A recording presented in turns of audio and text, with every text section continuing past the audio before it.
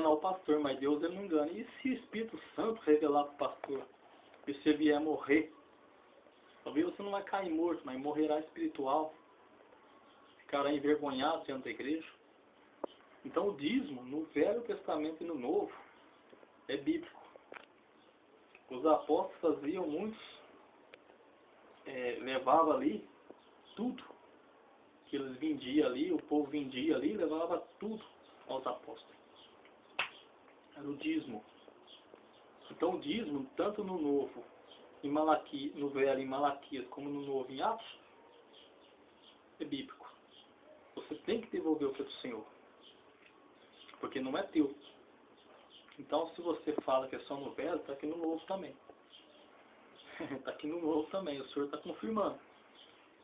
O dízimo não é nosso, o dízimo é do Senhor. Ananias e Safira morreram. Se você for lendo aqui o texto aqui, do 5 até o 11, capítulo 5, até o versículo 11, você vai ver que Safira veio depois, e Pedro disse, portanto, entendeu? Veja lá, os pés do mancebo, teu marido morto, e ela morreu também. E foi sepultado juntos, os dois. Porque a mentira não é de Deus. A mentira é do diabo. A mentira é do diabo. Vamos ver também a parte do voto. Tem pessoas por aí que dizem que as igrejas estão forçando as pessoas a fazer voto. Que não é de Deus. Que não é de Deus. O voto é bíblico, o voto é de Deus. E nós vamos examinar a palavra que é agora. Nós vamos ver aqui a respeito do voto. Aqui em respeito do voto. Para mostrar para vocês que o voto, muitas pessoas têm dúvida disso. O voto é bíblico. Você que tinha dúvida, o Senhor está declarando hoje, o voto é bíblico. O dízimo e o voto. Vamos ler aqui em Juízo. Vamos ver aqui em Juízo. Livro de Juízo, capítulo 11. Livro de Juízo, capítulo 11, versículo 30. Que diz assim. Fez Jefete um voto ao Senhor. E disse, se com efeito me entregares os filhos de Amon nas minhas mãos, quem primeiro da porta da minha casa me sair ao encontro, voltando eu vitorioso dos filhos de Amon, esse será do Senhor, e eu oferecerei em holocausto. Aqui então está aqui o voto, né? Que está dizendo aqui que o rei saiu à guerra e ele fez um voto com Deus. Então o voto é bíblico.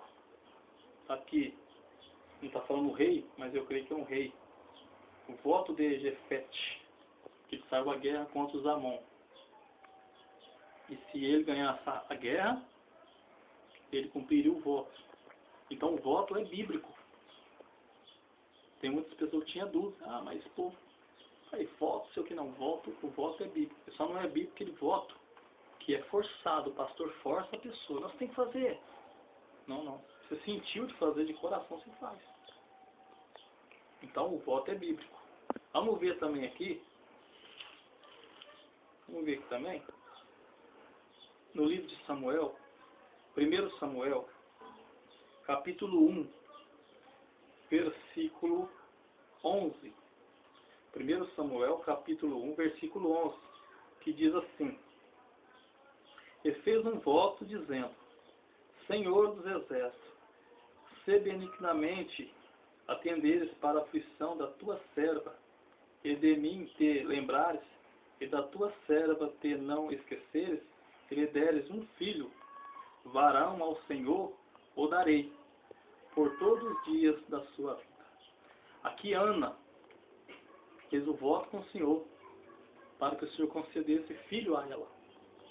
Foi quando o Senhor concedeu Samuel, que veio ser um grande profeta, né? Um grande profeta. Que a Bíblia diz que a palavra dele não caiu uma por terra. O que ele falava, o Senhor confirmava. Por quê? Porque não era falso profeta. Ele não era falso profeta. Ele não era falso pastor, falso mestre. Ele repreendeu o rei Saul. Ele repreendia os erros, porque o Senhor mandava, ele ia. Ele não estava para agradar o homem, ele estava para agradar o Senhor. Estava para agradar nosso Deus, não para agradar o homem. Então o Senhor é com ele. Desde pequenos podemos ver que o Senhor já usou ele para repreender Eli. Porque Eli era um sacerdote que aceitava o erro dos filhos dele no templo. Todo tipo de bagunça. Então o Senhor já começou a usar Samuel desde pequeno, quando Deus falou com Samuel. Mas Deus está falando aqui de profeta. Não está falando de gente que diz que é profeta, que diz que é pastor, e que diz que é usado, estudado, que fica falando mexerica por aí. Que aí eles vão falando, eu sou estudado, sou